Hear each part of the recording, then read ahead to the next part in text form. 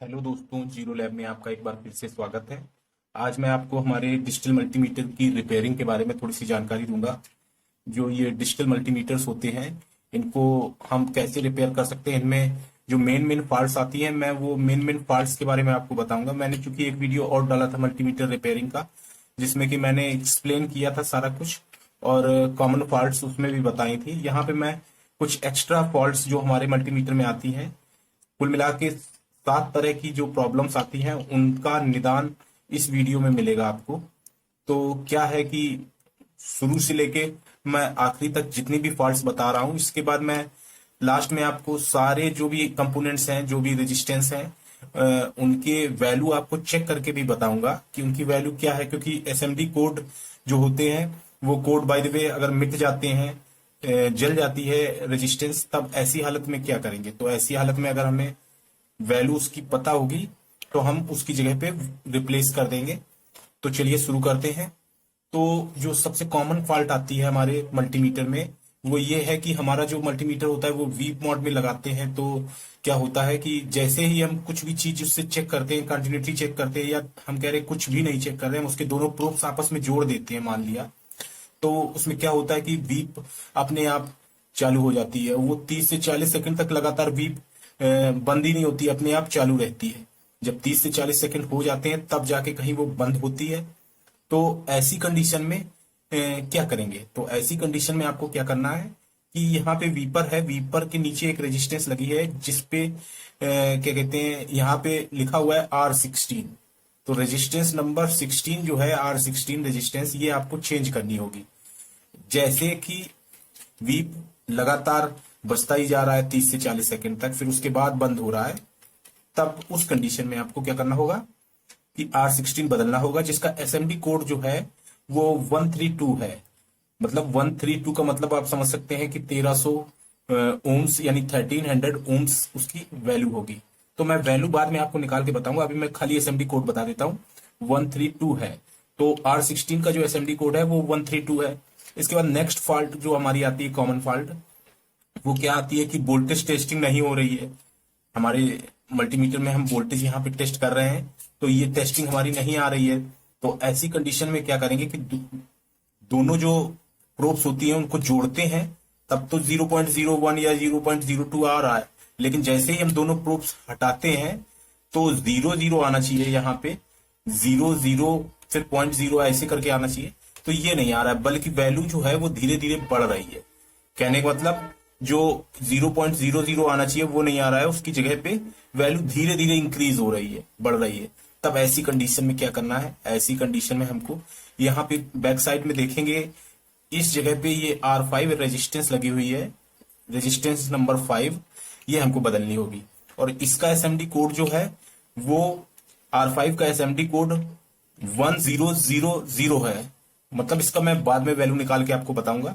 तो इसका SMD code जो है 1000 है। इसके बाद नेक्स्ट जो हमारी कॉमन फॉल्ट आती है वो क्या है कि जब हम किसी भी पॉइंट पे लगाते हैं मल्टीमीटर, तो किसी भी पॉइंट पे लगा दें, कोई भी मोड में लगा दें, वोल्टेज टेस्टिंग, एसी डीसी या किसी भी वोल्टेज टेस्टिंग में लगा दें, -1 लिख के आ रहा है, -1 लिख के आ रहा है। तो ऐसी कंडीशन में क्या करेंगे, -1 लिख के आ रहा है और बीप में लगाते हैं, जैसे ही हम लोग उसको बीप में लगाते हैं तो बिना प्रोब जोड़े ही माने वीप की साउंड आती है। पहली चीज कि -1 लिख के आता है, दूसरी चीज कि वीप में लगाने पे वीप देता है बिना प्रोब जोड़े। हम इसकी दोनों लीड्स जो है, टेस्टिंग लीड्स, इनको बगैर जोड़े ही, जोड़ेंगे भी नहीं और ये अपने आप वीप देने लगता है। तो ऐसी कंडीशन में हमको क्या करना है कि यहाँ पे बैक साइड पे देखेंगे, यहाँ पे R7 रेजिस्टेंस है, ये साइड वाली R7 रेजिस्टेंस। तो ये रेजिस्टेंस जिसका एसएमडी कोड 105 है, ये आपको रिप्लेस करनी होगी। ये जब रेजिस्टेंस खराब हो जाती है तब ऐसी कंडीशन आती है। अब बात करते हैं नेक्स्ट कंडीशन हमारी क्या है। तो क्या होता है कि जब हम एसी वोल्टेज या डीसी वोल्टेज, जैसे इस तरफ डीसी वोल्टेज है और या एसी वोल्टेज, ये टेस्ट कर रहे हो, या हम यहाँ पे रेजिस्टेंस कोई टेस्ट कर रहे हो, इस साइड में यहाँ पे रेजिस्टेंस टेस्ट कर रहे हो, या वीप मोड में लगाओ, माने कुछ भी हम टेस्ट कर रहे हो, क्या होगा कि वैल्यू अपने आप बढ़ती है, अपने आप बढ़ रही है। और बाद में माने कुछ देर रुकने के बाद लेफ्ट साइड में, इस साइड में 1 आ रहा है, मतलब कि अपने आप वैल्यू इंक्रीज होगी इंक्रीज होगी इंक्रीज होगी, कुछ देर बाद इस साइड में यानी लेफ्ट साइड में 1 लिख के आ रहा है, 1 शो हो रहा है, तब क्या करेंगे? ऐसी कंडीशन में भी वैल्यू तो बता नहीं रहा है, अपने आप बता रहा है वैल्यू अपने आप बढ़ती चली जा रही है, बाद में लेफ्ट साइड में 1 आ रहा है। तो इस कंडीशन में हमको क्या करना है, यहाँ पे आप देखेंगे कि R6 रेजिस्टेंस है, R6 रेजिस्टेंस जिसका एसएमडी कोड क्या है, 900 है, 9000 है। इसको हमको रिप्लेस करना होगा, ये जो R6 रेजिस्टेंस है इसको हमें बदलना होगा।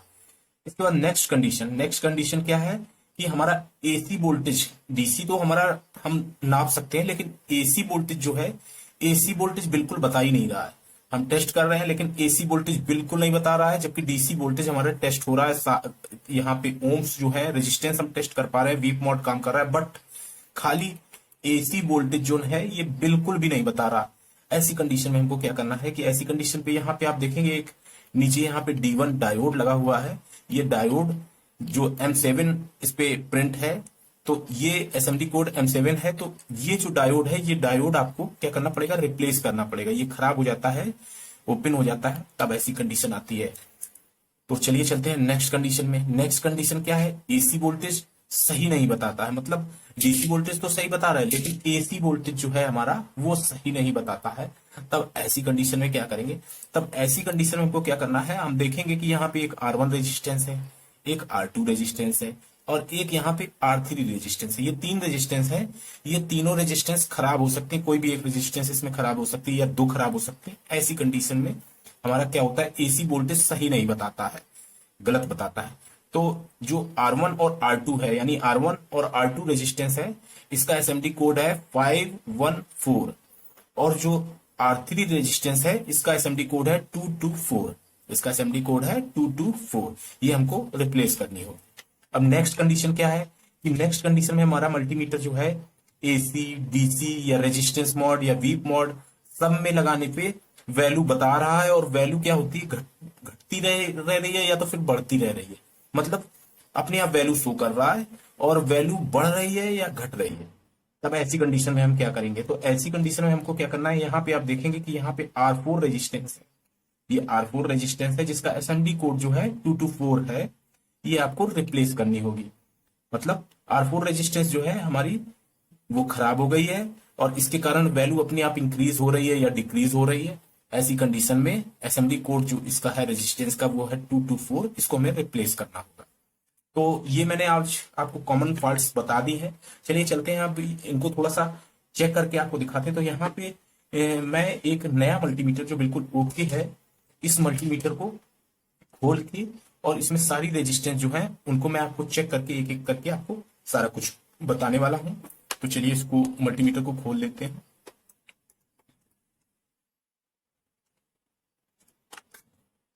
ये मैंने ये मल्टीमीटर खोल दिया है और इसमें जितने भी कंपोनेंट्स जो मैंने बताए हैं, मेन कंपोनेंट्स, उनकी वैल्यू जो है चेक करेंगे और आपको क्लियर कर देंगे कि इसकी इतनी वैल्यू है।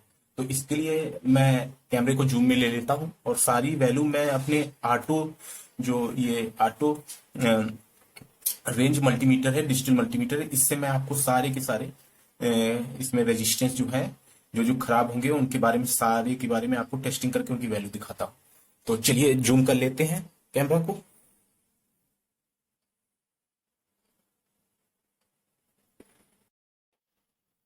तो चलिए चलते हैं हम लोग सारे जो रेजिस्टेंस मैंने आपको एक एक करके बताए, सारी रेजिस्टेंस के वैल्यू चेक कर लेते हैं। तो यहाँ पे सबसे पहली रेजिस्टेंस जो है वो हमने R16 बताई थी। तो R16 जो है वो वीप, हमारा मल्टीमीटर जो है वीप करना चालू कर देता है और 30 से 40 सेकंड बाद बंद करता है, अपने आप वीप चालू रहती है। तो ऐसी स्थिति में जो है हमें R16 बदलनी होती है। R16 का एसएमडी कोड 132 है। तो इसकी वैल्यू देखते हैं। तो मल्टीमीटर मैंने ऑटो रेंज में लगा लिया है, ऑटो रेंज रेजिस्टेंस मेजरमेंट में। तो यहाँ पे जो वैल्यू है इसकी ये 1.299 किलो ओम्स आ रही है, मतलब ये रेजिस्टेंस हमारी 1.3 किलो ओम्स की है, यानी 1300 ओम्स की है। तो चलिए नेक्स्ट रेजिस्टेंस हमारी थी जो वो हमारी थी R5 वोल्टेज टेस्टिंग नहीं हो रही है सही से, तब हमारी R5 रेजिस्टेंस खराब थी। तो R5 का एसएमडी कोड जो था वो था वो एसएमडी कोड इसमें 1000 था, 1 और 3 टाइम 0। तो इसकी वैल्यू हम लोग देखते हैं टेस्ट करके।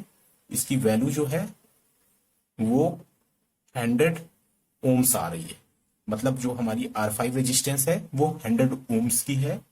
अब नेक्स्ट रेजिस्टेंस जो थी हमारी वो R7 थी। R7 रेजिस्टेंस हमारी इस साइड कॉर्नर की रेजिस्टेंस है। तो R7 रेजिस्टेंस कब बदलनी होती है, जब -1 लिख के आ रहा होता है। तो R7 रेजिस्टेंस की वैल्यू देखते हैं। इसका एसएमडी कोड था 105। तो इसकी वैल्यू जो है वो चेक करते हैं। इसकी वैल्यू है 1 मेगा ओम। तो मतलब R7 जो है, R7 अगर रिप्लेस करना है तो 1 मेगा ओम की हमें रेजिस्टेंस लगानी होगी। तो अब नेक्स्ट रेजिस्टेंस जो थी इसमें वो थी R6।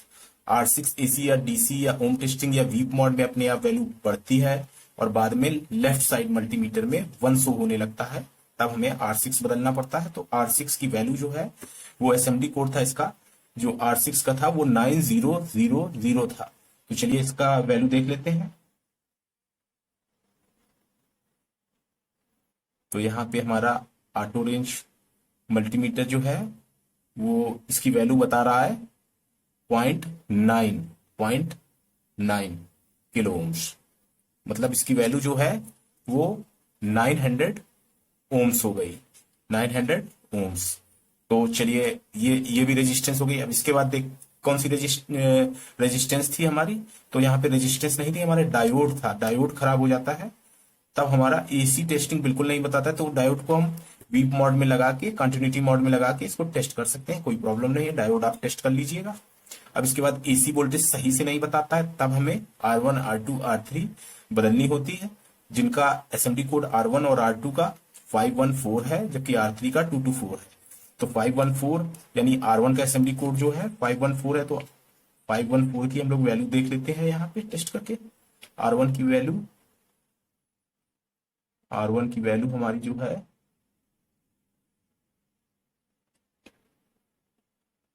R1 की वैल्यू हमारी आ रही है, क्योंकि इसका कोड था 514, तो यहाँ पे आ रही है 0.5 मेगा ओम, 0.5 मेगा ओम। तो इसकी वैल्यू जो है 0.5 मेगा ओम आ रही है।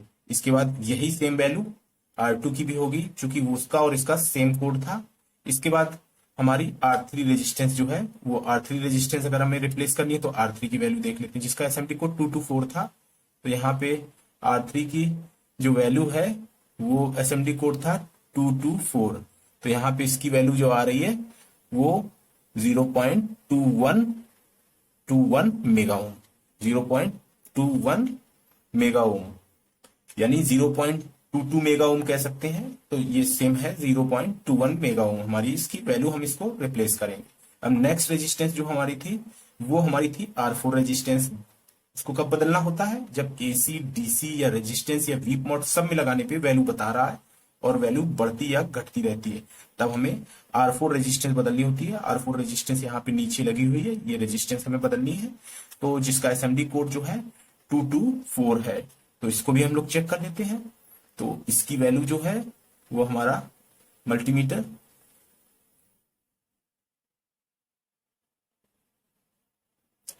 हमारा बता रहा है 0.218, यानी 0.22 या 21 भी मान सकते हैं, 21 या 22 मेगा ओम, 0.22 मेगा ओम। तो ऐसे हम लोग अपने मल्टीमीटर में जो भी फॉल्ट है, ये कॉमन फॉल्ट 7 तरह की फॉल्ट हैं, ये कॉमन फॉल्ट अगर आ रही है तो हम लोग ये पार्ट्स जो हैं ये पार्ट्स चेक कर लेंगे, और इनमें से अगर कोई भी खराब दिख रहा है, जला दिख रहा है, तो हम इनको चेंज कर देंगे। और मैंने आपको सारा का सारा एक्सप्लेन कर दिया है। एक और मल्टीमीटर का वीडियो डला हुआ है जिसका लिंक डिस्क्रिप्शन में मिल जाएगा। और अगर आप इस तरह का ऑटो रेंज का मल्टीमीटर लेना चाहते हैं, और ये बेस्ट मल्टीमीटर है, हालांकि ये अपने इंडिया में अगर हम लोग परचेज करते हैं अमेजोन पे तो ये 35 to 3800 का है, लेकिन ये अली एक्सप्रेस ऑनलाइन शॉपिंग से आपको 700 से 800 रुपए में मिल जाएगा। उसका भी लिंक मैंने डिस्क्रिप्शन में दे दिया है, आप वहां से जाके ये मल्टीमीटर अगर परचेज करना चाहते हैं तो परचेज कर सकते हैं। तो आज के वीडियो में इतना ही। Thanks for watching, have a nice day.